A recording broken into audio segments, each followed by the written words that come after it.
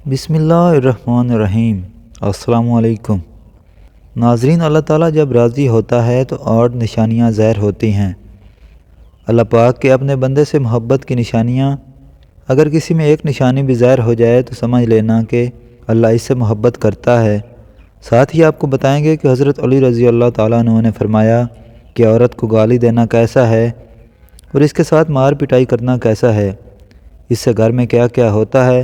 ناظرین، سب سے پہلے نشانی اللہ پاک جس کو دین کی سمجھ عطا فرماتا ہے، دین سے جوڑ دیتا ہے تو اسے اپنا محبوب بنا لیتا ہے۔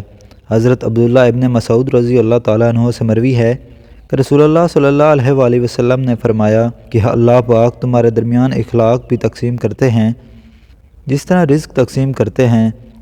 اللہ پاک دنیا اس کو بھی دیتے ہیں جو اللہ پاک کا پیارا ہو یا نہ ہو، لیکن اللہ پاک دین کی سمجھ صرف اسے دیتے ہیں جو اللہ پاک کا محبوب ہوتا ہے۔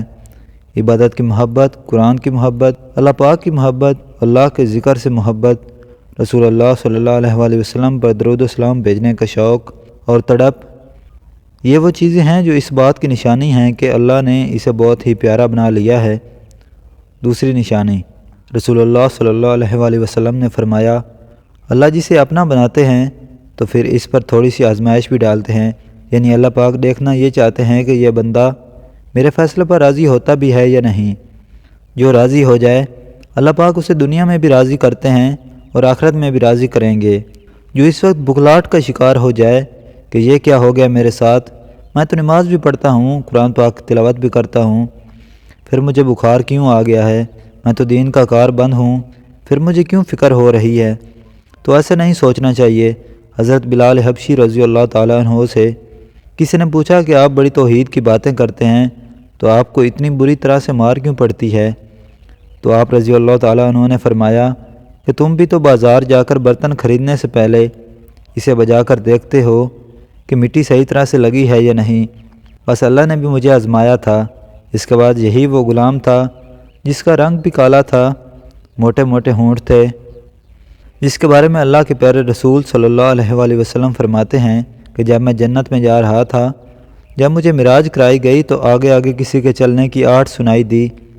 میں نے حضرت جبرائیل علیہ السلام سے پوچھا کہ یہ کون ہے؟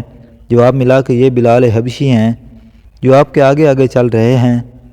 حضور پاک صلی اللہ علیہ وآلہ وسلم جب واپس آ گئے تو حضرت بلال رضی اللہ تعالیٰ عنہ سے پوچھا کہ تم کون سا عمل کرتے ہو؟ بلال حبشی رضی اللہ تعالیٰ عنہ نے فرمایا کہ آپ نے ہی فرمایا تھا کہ ہر وقت باوضو رہنا، تو میں ہر وقت وضو کی حالت میں رہتا ہوں، اور جب بھی میں بے وضو ہوتا ہوں تو اس وقت نیا وضو کر لیتا ہوں، اور جب وضو کرتا ہوں تو تب 2 رکعت نماز بھی پڑھ لیتا ہوں۔ چلتے زمین پر ہیں اور قدموں کی آہٹ جنت میں سنائی دیتی ہے۔ تو آزمائش اللہ پاک کی محبت کی دوسری نشانی ہے۔ اس لیے اگر کوئی فکر یا پریشانی میں ہو، اس کا یہ مطلب نہیں ہوتا کہ پتہ نہیں ہے کہ مجھے کیا ہو گیا ہے۔ اللہ پاک اپنے پیاروں کو ہی آزماتا ہے۔ تیسری نشانی تو بہت ہی زیادہ خوبصورت نشانی ہے، جس سے پتہ چل سکتا ہے کہ اللہ پاک کس سے راضی ہیں اور ہم سے محبت کرتے ہیں یا نہیں۔ اللہ پاک جب کسی بندے سے محبت کرتے ہیں تو اس کی طرف خوبصورت بدلاؤ لاتے ہیں۔ حدیث میں آتا ہے کہ جب اللہ پاک کسی سے محبت کرتے ہیں تو اللہ پاک حضرت جبرائیل علیہ السلام کو فرماتے ہیں، اس کے بعد آسمانوں میں زلزلہ آ جاتا ہے، سب فرشتے بے ہوش ہو جاتے ہیں، اور پھر جب اللہ کے حکم سے سب ہوش میں آتے ہیں تو سب سے پہلے حضرت جبرائیل علیہ السلام کو اجازت ہوتی ہے۔ تو حضرت جبرائیل علیہ السلام سوال کرتے ہیں کہ ہمارے رب نے کیا فرمایا ہے، اور اس کے بعد خود ہی کہتے ہیں کہ اللہ نے جو فرمایا ہوگا وہ حق فرمایا ہوگا۔ پھر اللہ فرماتے ہیں، جبرائیل میں نے آج اس بندے کو اپنا محبوب بنا لیا ہے، تم بھی اسے اپنا محبوب بناؤ۔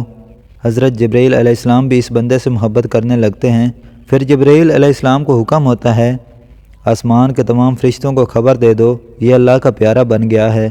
حضرت جبرائیل علیہ السلام، آسمان کے تمام فرشتے اور تمام نورانی مخلوقات بھی اس سے محبت کریں۔ 7 آسمانوں کے خربوں فرشتے اس سے محبت کرنے لگتے ہیں۔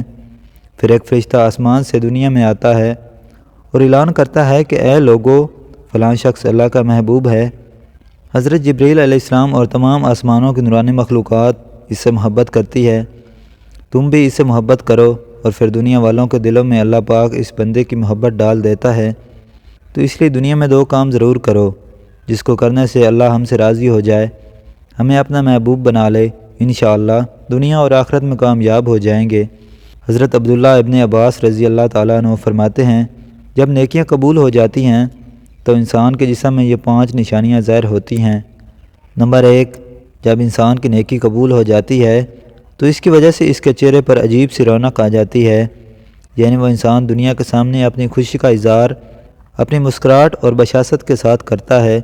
وہ ہر ایک وقت خوش رہتا ہے، بلکہ یوں لگتا ہے کہ اس دنیا میں اس سے بڑا سکون اور وقار والا کوئی نہیں ہے۔ لگتا ہے کہ اسے دنیا کو کوئی غم ہی نہ ہو۔ یہ خوشی ہر ایک کو نصیب نہیں ہوتی۔ نمبر 2، اس کا دل روشن ہو جاتا ہے، یعنی وہ ہر وقت اللہ کے وعدوں پر امید رکھتا ہے۔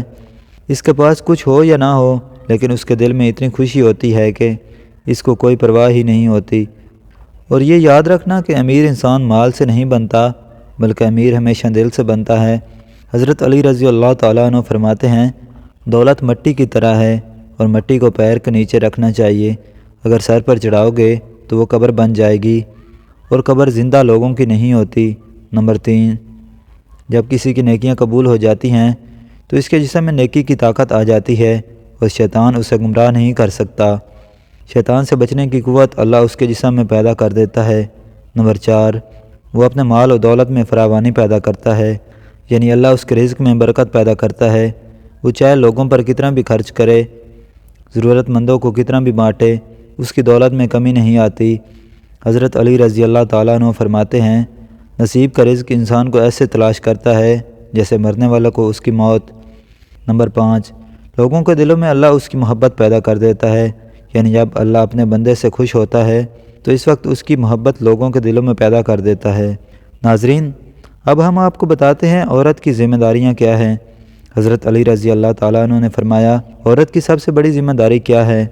حضرت علی رضی اللہ تعالیٰ عنہ کی خدمت میں ایک شخص آیا اور دست ادب کو جوڑ کر عرض کرنے لگا، یا علی، میری بیوی میرے گھر کا کام صحیح نہیں کرتی، نہ میرے کپڑوں کی دیکھ بھال کرتی ہے، نہ گھر کی صفائی ٹھیک طرح سے کرتی ہے، تو کیا میرا ڈانٹنا غصہ کرنا صحیح ہے؟ بس یہ کہنا تھا۔ حضرت علی رضی اللہ تعالیٰ عنہ نے فرمایا، اے شخص، کس نے کہا کہ تمہاری بیوی پر تمہارے گھر کا کام واجب ہے؟ یاد رکھنا، اسلام نے عورت کی عزت کو جتنا بلند کیا ہے اتنا کسی مذہب نے نہیں کیا۔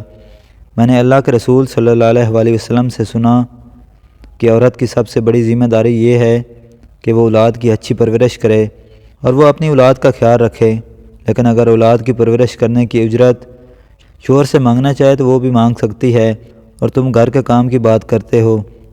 اگر عورت خوشی سے گھر کا کام کرتی ہے، گھر کو سنبھالتی ہے، تو یہ اس کی عظمت ہے، یہ اس کا بڑا پن ہے، اس کا شکریہ ادا کیا کرو، اس کا احترام کیا کرو۔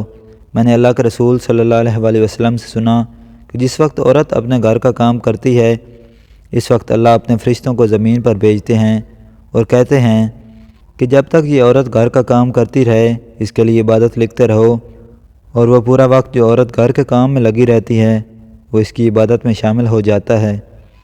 یہ عورت کی عظمت ہے کہ وہ تمہارے گھر کو جنت بناتی ہے، تمہارے بچوں کو عظیم انسان بناتی ہے۔ لیکن اگر کوئی عورت پر ظلم کرے، گھر کے کام کی وجہ سے اسے ٹوکتا رہے، اس پر ظلم کرتے رہے، تو روز محشر میں اللہ اس انسان کو گدھے کی شکل میں اٹھائے گا اور دوزخ کا ایک دروازہ ان لوگوں کے لیے کھولا جائے گا اور یہ کہا جائے گا کہ یہ وہ انسان ہے جنہوں نے اپنی عورتوں پر ظلم کیا، ان کو حقیر سمجھا، ان کو غلام سمجھا۔ ناظرین، اب ہم آپ کو بتاتے ہیں کہ حضرت علی رضی اللہ تعالیٰ عنہ نے فرمایا، گھر میں عورت کا رونا کیسا ہے؟ عورت پر ظلم کرنے کی کیا سزا ہے؟ حضرت علی رضی اللہ تعالیٰ عنہ راستے سے گزر رہے تھے، دیکھا کہ ایک شخص اپنی بیوی پر ظلم کر رہا تھا۔ حضرت علی رضی اللہ تعالیٰ عنہ ان کے قریب گئے اور فرمانے لگے، اے شخص، اللہ سے ڈرو، تمہاری مفلسی، پریشانی اور رزق میں تنگی کا سبب یہ ہے کہ تمہاری بیوی تمہاری وجہ سے تمہارے ہی گھر میں روتی ہے۔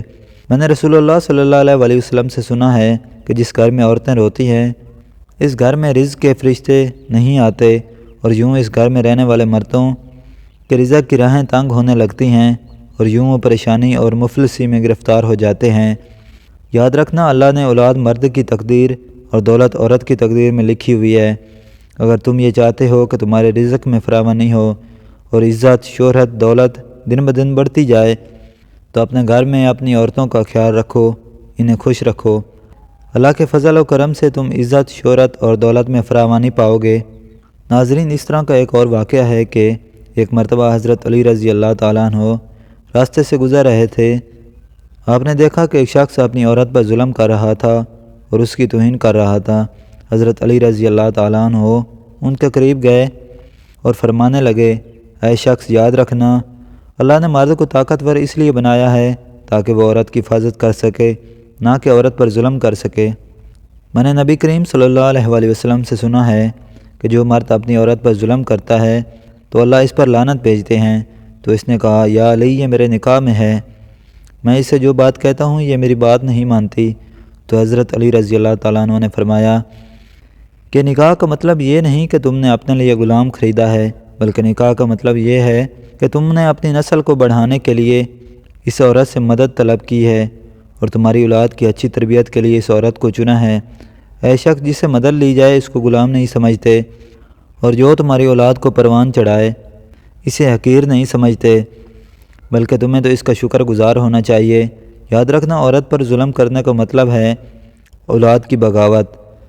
آنے والے وقت میں اولاد اس عورت کے جسم سے تمہیں نصیب ہوگی تو اس کے وجود میں تمہارے لیے بغاوت ہی بغاوت ہوگی۔